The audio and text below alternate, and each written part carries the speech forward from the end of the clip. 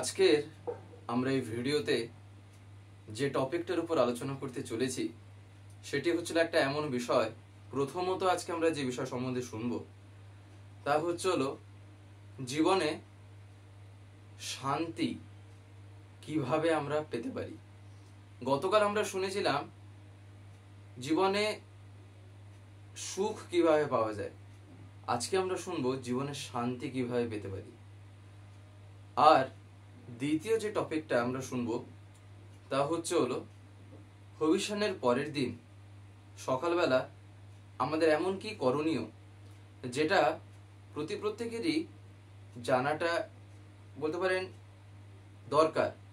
তার কারণ এটা একটা যেহেতু এমন ব্রত যেটা আমরা প্রত্যেকে করার চেষ্টা করে থাকি, তাই এটা যাতে যতটা সম্ভব আমি আমার দিক থেকে ঠিকঠাকভাবে পালন করতে পারি সেটা তাই লক্ষ্য রাখা উচিত।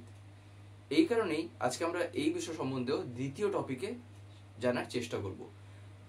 আলোচনা শুরু করার পূর্বেই আপনাদের বলে রাখি, যারা যারা শুধু এই টপিকটা আপনারা শুনতে চান, আলোচনার শেষে ভিডিওটা টেনেও আপনারা শেষে গিয়ে দেখে নিতে পারেন।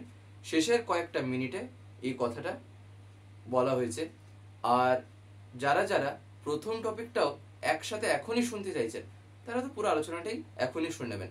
কথাটা এই কারণে বলা, তার কারণ কে কখন কোন সময় দেখছেন সেটা তো নির্ভর করে। হয়তো কোথাও বাইরে আছেন বা কোনো কাজে আছেন, যার ফলে পুরো ভিডিওটা এখন হয়তো দেখতে পারবেন না পুরো আলোচনাটি। তাই ওইটুকু শুনে নিয়ে পরবর্তী সময় একটা ফাঁকা দেখে কিংবা বলতে পারেন নিজের সময় মতন করে তখন আবার পুরো আলোচনাটা শুনেই নিতে পারেন। ঠাকুরের যে আরো যে বিভিন্ন কথা যেগুলি প্রথম বিষয়বস্তুতে আলোচনা করা হবে। যাই হোক, আজকের এই আলোচনাটি এবার আমি শুরু করার আগে আপনাদের কাছে শুধু একটি কথাই অনুরোধ করছি, ভিডিওটিতে আপনারা সম্পূর্ণভাবে যুক্ত থাকার চেষ্টা করবেন। আশা করি দিলে আজকের এই যেই টপিকটি আপনারা দিলে নিঃসন্দেহেই বুঝতে পারবেন। জীবনে শান্তি কিভাবে পাওয়া যায় এটা একটা এমন বিষয়, প্রশ্নটাই একটা এমন যেখানে আমরা করে থাকি তো অনেকেই, নিজেরা কোনোদিন এটাকে নিয়ে ভাবিনি, যার ফলে উত্তরটাও আমার কাছে কি না এখনো অজানাই থেকে আছে। এই যে শান্তি, জীবনে আমি শান্তি কিভাবে পাবো, সহজভাবে ব্যাপারটাকে বোঝা যাক। দেখবেন শ্রী শ্রী ঠাকুর একটা সময় একবার ঘটনা ঘটেছিল। তা হলো ঠাকুর একটা বিষয় সম্বন্ধে আলোচনা করছেন, হট করে সেখানে শ্রীমদ্ভগবত গীতার একটা বিষয় উঠে আসে। সেই সময় গীতার যে একটা বিষয় উঠে আসে, ঠাকুর একটু খোঁজ করতে বলেন যে এই শব্দটার মানে কি, এটা ডিকশনারিতে কি আছে। তখন ঠাকুর তার রুট মিনিংটা দেখতে বলেন, যে তার রুট অর্থাৎ ধাতুটা কি, কিংবা সেই শব্দটাকে যদি আমরা সন্ধি বিচ্ছেদ করি তাহলে কি হতে পারে। তখন ঠাকুর দেখতে পান যে এই শব্দটার পিছনে বাস্তবে যে মিনিংটা এইটা। এই ঘটনাটা একবার ঘটেছিল। শ্রী ঠাকুর একদিন বলছেন এই কথা দিয়েই ঠাকুর বলছেন যে এই জিনিসটা ওই যে একদিন ঘটেছে, সেদিন থেকেই আমার প্রত্যেকটা বিষয় সম্বন্ধে তার আগাগোড়া জানতে আমার ইচ্ছা করে, তার গোড়ায় কি জিনিসটা আছে সেইটা আমি জানতে চাই, উপর থেকে আমার জানতে ভাল লাগে না।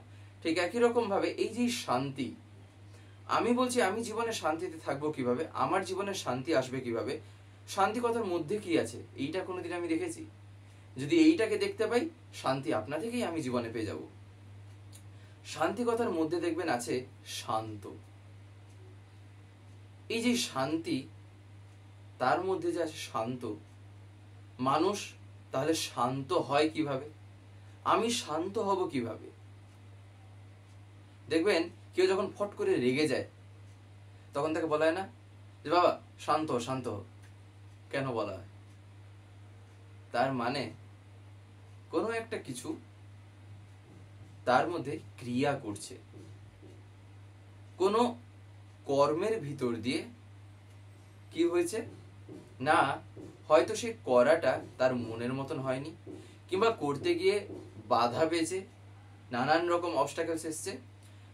এই দুটোর মধ্যে এবারে যেটা হোক না কেন, সেই কারণে সে রেগে গেছে। আর তখনই মানুষ বলে থাকে যে বাবা তুই শান্ত হ। তার মানে আমার করাটা যা আমার কর্মের মধ্যে আসছে, অর্থাৎ এই কর্ম তাও কি না যা আমার ক্ষমতায় কুলোয়, সেই রকম যখন আসছে তখন সেটাকে নিষ্পাদন করার ভিতর দিয়েই বাস্তবে আমি কিন্তু জীবনে শান্তি পেয়ে থাকি, তাই না? তাই এই শান্তি আর সুখ, এই কথাটা আচার্যদেবেরই বলা। পরম পূজ্যপাদ শ্রী আচার্যদেব একদিন বলছেন, সুখ মানুষ জীবনে তখনই পায়, যারা যারা গতকাল আলোচনাটি শুনে থাকবেন তারা তো বুঝে থাকবেন যে সুখটা কি। সুখ আচার্যদেব কি বলছেন না, জীবনে যে জিনিসগুলি আমার আওতার মধ্যে নেই সেটাকে নিয়ে চিন্তা না করাই হচ্ছিল জীবনে সুখে থাকা। আর শান্তি জীবনে পাওয়া কি, কিভাবে শান্তি এসে জুটবে? শান্তি এসে জুটে তখনই যখন আমার কর্মক্ষমতার মধ্যে, আমার আওতায় যে জিনিসগুলি আসে সেগুলি নিষ্পাদনের ভিতর দিয়ে, সেই কর্মগুলি নিষ্পাদনের ভিতর দিয়েই আমি জীবনে শান্তি পেয়ে থাকি, তাই না? দেখবেন যখন মানুষ কোনো একটা কাজ খুব তার তাড়া আছে করার, কিংবা ওই কাজটাকে যেমন তেমন ভাবে হোক তার করতে হবে এই সময়ের মধ্যে, তাই না? তখন কাজটা যে করে হোক যখন সে সম্পন্ন করে, তারপরে একটা মুখ থেকে কথা বেরিয়ে যায় না, যাই হোক একটা শান্তি পেলাম। তার মানেটা কি? তার মানে শান্তিটা ওই কর্মের সাথে জড়িত আছে, যা কিনা আমার ক্ষমতার মধ্যে আছে সেই রকম কর্ম। তাই আমি জীবনে যদি শান্তিতে যদি থাকতে চাই, তাহলে আগে আমায় সিলেক্ট করতে হবে যে এই জিনিসটা আমার কর্মের, আমার ক্ষমতার মধ্যে আসছে কিনা। যদি এটা আমার ক্ষমতার মধ্যে চলে আসে, যদি আমার আওতায় যদি আসছে, তাহলে আমি সেটাকে যেন সেই কাজে যাতে লেগে যাই, আর সেই কাজটাকে যেন আমি সম্পন্ন করে তুলি। এবারে সেটা করতে গিয়ে নানান রকম বাধা আসতে পারে, বাধাকে দেখে যেন ভয় না পাই। বাধাকে বাধ্য করাই ঠাকুর বলতেন বীরের পরিচয়। বাধাকে বাধ্য করতে হয়। আবার কিছু কিছু ক্ষেত্রে দেখবেন ভক্তি জগৎ একটা এমন জিনিস যে ক্ষেত্রে না বাধাও একটা কিছু কিছু ক্ষেত্রে আশীর্বাদ হয়ে আসে। সত্যি বাধা একটা এমন জিনিস, কিছু কিছু ক্ষেত্রে বাধাকে যেমন বাধ্য করে তোলা দরকার, কিছু কিছু ক্ষেত্রে বাধাও জীবনে আসে এই কারণে, যদি বাস্তবে তার পরমপিতার সাথে যদি সেই রকম সে টিউনড যদি হয়ে থাকে, তাহলে সে বুঝতে পারবে যে এই বাধাটা তার জন্য মঙ্গলকর নাকি মঙ্গলকর না।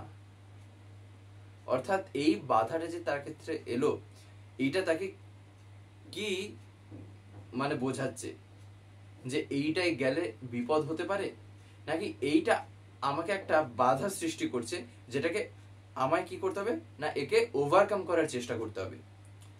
এই জিনিস কিন্তু যদি ধরতে হয় তাহলে একমাত্র ভক্তি জগৎ ছাড়া কোনো কিছুই আর সম্ভব না, যেখানে বোঝা যায়, অনুভব করা যায় যে বাস্তবে পরমপিতার দয়া যে কি। তিনি দয়া করে কিন্তু প্রতিটা ক্ষেত্রে আমার সাথে থাকেনি, কিন্তু আমি তা ধরতে পারি না, তা বুঝতে পারি না। তাকে বুঝতে গেলে তার মনের মতন হতে হয়, আর তিনি যা বলছেন সেই রকমটা হয়ে উঠতে হয়, তাই না? আমার সাথে আমার মায়ের ভাব, আমার সাথে আমার বাবার ভাবটা কেমন, যখন ভাব সেই রকম হয় অনেক ক্ষেত্রে কথা না বলেও বোঝা যায় যে তিনি কি চাইছেন, তার মনে এখন কি চলছে, তিনি কি এখন চাইছেন যে এইটা হোক এইটা না হোক। তো একই জিনিস পরমপিতার ক্ষেত্রেও তাই। আমি আমার ঠাকুরকে জীবনে যখন মাথায় নিয়ে চলছি, চলাটা যদি চলার মতন হয়, তাহলে দেখবেন সেক্ষেত্রে চিন্তা ভাবনাটাই পাল্টে যায়। জীবনের প্রত্যেকটা ক্ষেত্রে তখন আমি ঠাকুর ঠাকুর করছি, তাই না? যখন বাধা আসছে তখনও ঠাকুর করছি, ঠাকুর ঠাকুর নিয়ে আমি মেতে আছি, আর যখন বাধা নেই, জীবনে এমনি ফুরসতে বসে আছি, তখনও আমি ঠাকুর ঠাকুর করছি। আমার ঠাকুরকে আমি কখনোই ছাড়তে পারি না, তাই না? বিপদের সময় শুধু আমি ঠাকুরকে ডাকছি, যখনই একটা কষ্টের মধ্যে পড়লাম, একটা প্রতিকূল অবস্থায় পড়লাম, তখনই ঠাকুরকে ডাকছি। আমার সুখের সময়, আমার আনন্দের সময় আমার ঠাকুর কোথায়? আমি যখন শান্তিতে বসে আছি পায়ের উপর পা দিয়ে, তখন আমার ঠাকুর কোথায়? তখন কি আমার ঠাকুর বাড়ির বাইরে? ঠাকুরকে নিজের মধ্যে তাই ফুটিয়ে তুলতে হয়। দেখবেন শ্রী ঠাকুর একদিন একটা কথা বলছেন, কথা প্রসঙ্গে ঠাকুরের আশেপাশে যে আলোচনা হতো, একটা কথা প্রসঙ্গে ঠাকুরের কাছে আলোচনা করা হচ্ছে যে যারা বলতে পারেন দুঃখে আছে, যারা কষ্টে আছে, তাদের পাশে গিয়ে দাঁড়ানো দরকার। ঠাকুর কথাটা শুনেই চট করেই ঠাকুর বলছেন একান্তই প্রয়োজন, যারা দুঃখে আছে, যারা কষ্টে আছে, তাদের পাশে গিয়ে দাঁড়াতেই হয়। তারপরেই ঠাকুর কি বলছেন জানেন? তারপরে ঠাকুর বলছেন আর যারা সুখে আছে, যারা শান্তিতে আনন্দে আছে, তখন দিয়ে ঠাকুর বলছেন যারা সুখে আনন্দে শান্তিতে আছে তাদের পাশে তো দরকার পড়লে বরং আরো বেশি করে দাঁড়াতে হবে। কেন না? তার কারণ ওই যেহেতু সুখে স্বাচ্ছন্দ্যে আনন্দে শান্তিতে যে আছে, সেক্ষেত্রে তার চলনাটা ঠিক হচ্ছে কিনা সে চিন্তা ভাবনাই করে না। আমি তো বিন্দাস আছি, আমি সুখে আছি, আনন্দে আছি, এই এখানে ওটা উড়িয়ে দিলাম, এখানে এটা করে দিলাম, সেখানে সেরকম ভাবে টাকাটাকে উড়িয়ে দিলাম, যাই হোক না কেন, শুধু টাকা পয়সা না, যে কোনো ক্ষেত্রেই হোক না কেন, কোনো চিন্তা ভাবনা ছাড়াই আমি করে যাচ্ছি। যখনই একটা প্রতিকূল অবস্থায় পড়লাম, হায় রে কেন যে এটা করতে গেলাম, তার মানেটা কি? তার মানে এই সুখ আনন্দ শান্তি এগুলো যে জীবনে থাকলেই যে হয়ে যায় তা না। তাহলে চাইটা কি? চাইটা ছিল সুকেন্দ্রিক চলনা, সেই বলতে পারেন কনসেন্ট্রিক। ঠাকুর এই কথাটা বলতেন না, সুকেন্দ্রিক হতে হয়, দিলে বোঝা যায় যে আমি কোথায় কোন দিকে কেমন ভাবে পাটা বাড়াবো। এবারে তো আমি সুখে থাকি কি দুঃখে থাকি, কষ্টে থাকি কি আনন্দে থাকি, যেমন অবস্থাতেই থাকি না কেন, প্রত্যেকটা মুহূর্তেই আমার জীবনটা তাকে নিয়ে চলছে। তাই সুখও আমাকে টলাতে পারবে না, অর্থাৎ সুখে অতিরিক্ত আমি ডুবে যাব না, যার ফলে দুঃখ এসে হাজির হবে। আর দুঃখেও যদি আমার যদি দিন কাটছে, যেটা বাইরে থেকে দেখে মনে হচ্ছে দুঃখ, যেটা মানুষ দেখে মনে হবে ইস কত দুঃখে আছে, আমি ভিতর থেকে আমি একদম পুরো চাঙ্গা আছি, আমার মন পুরো চাঙ্গা আছে। যে মনের দিক দিয়ে সাংঘাতিক স্ট্রং না, অনেক ক্ষেত্রে সে জীবনে পার পেয়ে যায়। অনেক ক্ষেত্রেই শরীর হয়তো সায় নাই দিতে পারে সব ক্ষেত্রে, কিন্তু মন যদি সায় যদি দেওয়া ছেড়ে দেয়, শরীর থাকলেও কিছু করা যায় না। অনেকটা যেন মনে হয় আর কিছুই করতে ইচ্ছে হচ্ছে না, অথচ ফিট আছি, তাও মন যে চাইছে না, যার ফলে আমি করছি না। তাই শান্তি যদি জীবনে পেতে হয়, তাহলে নিজের কর্মক্ষমতার মধ্যে নিজের আওতায় যা আসছে তা যেন আগে আমি শেষ করি। আর আরেকটা যে কথা এই শান্তি নিয়ে, তা কি?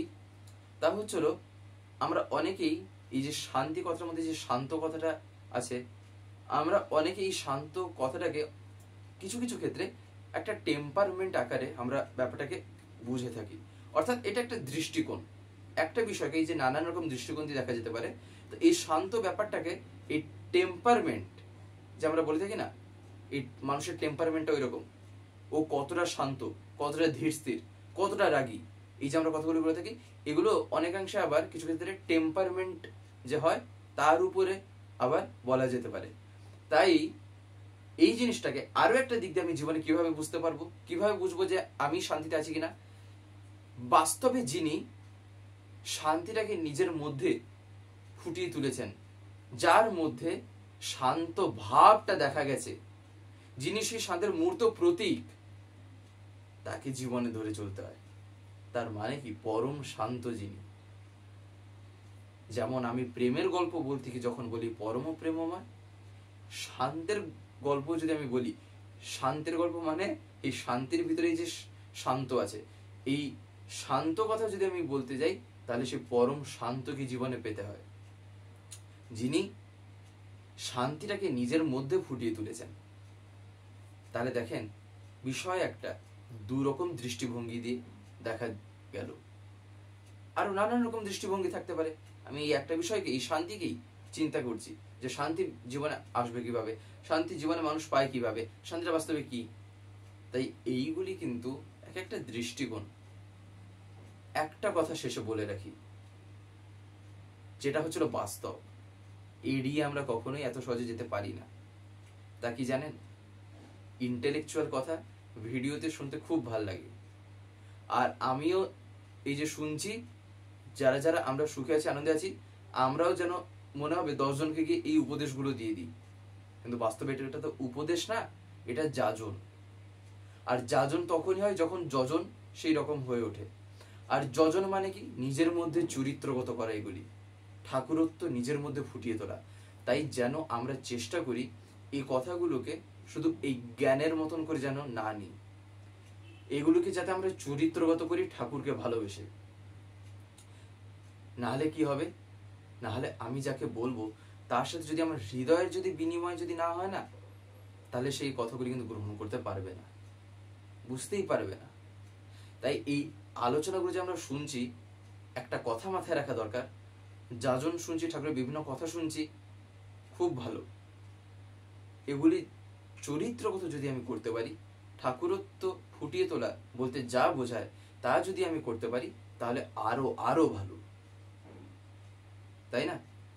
যাই হোক, আরেকটা যে বিষয় আছে যেটা বলেই আমি শেষ করব, তা হচ্ছিল দ্বিতীয় যে বিষয়বস্তুটি, তা কি? হবিষ্যানের পরের দিন সকালবেলা আমাদের কি করণীয়? করণীয় যেটা, তা আগের দিন রাত্রি থেকেই করতে হয়। তা কি জানেন? তা হলো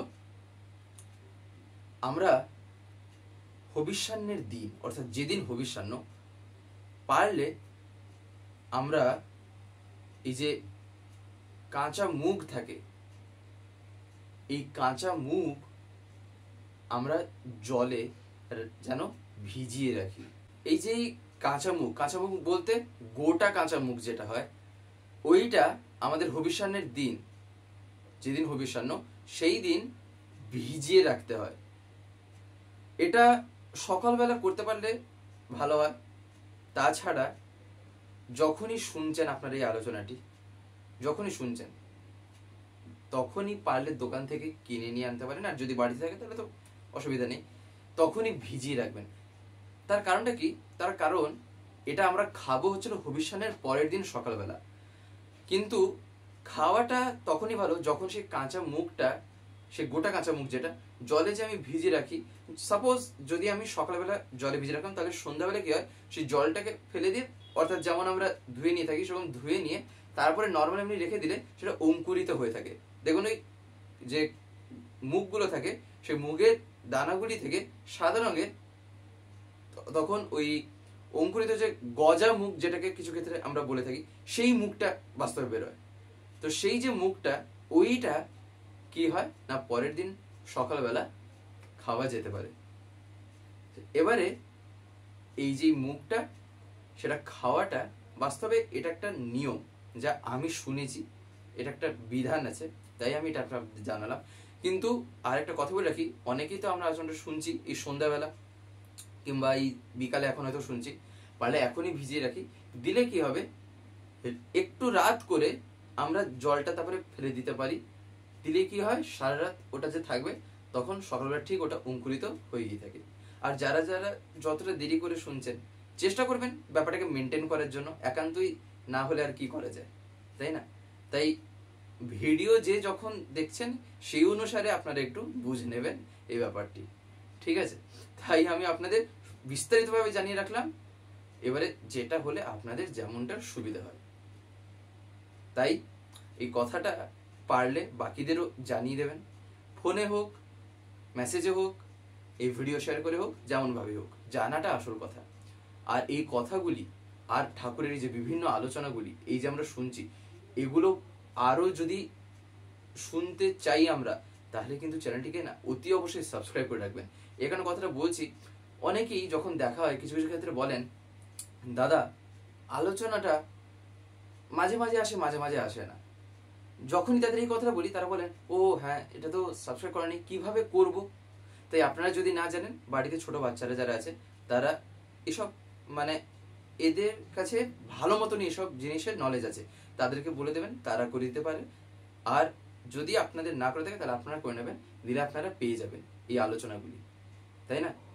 তো যাই হোক, আজকের এই ভিডিওটা এবারে আমি এখানে শেষ করবো। শেষ করার আপনার কাছে একটি কথা বলবো, যদি আজকের এই ভিডিওটা ভালো লেগে থাকে তাহলে একটি লাইক করে দেবেন, সবার ভিডিও শেয়ার করে দেবেন, কেমন লাগলো নিচে একটি কমেন্ট লিখে জানাবেন। আর যদি চ্যানেলটিকে এখনো সাবস্ক্রাইব করে না থাকেন, তাহলে অতি অবশ্যই চ্যানেলটিকে সাবস্ক্রাইব করে পাশে বেল আইকন প্রেস করে অল করে রাখতে একেবারেই ভুলবেন না, আরও এরকম বিভিন্ন নতুন এবং ইন্টারেস্টিং ভিডিও সবার আগে পাওয়ার জন্য। জয় গুরু, বন্দে পুরুষোত্তম।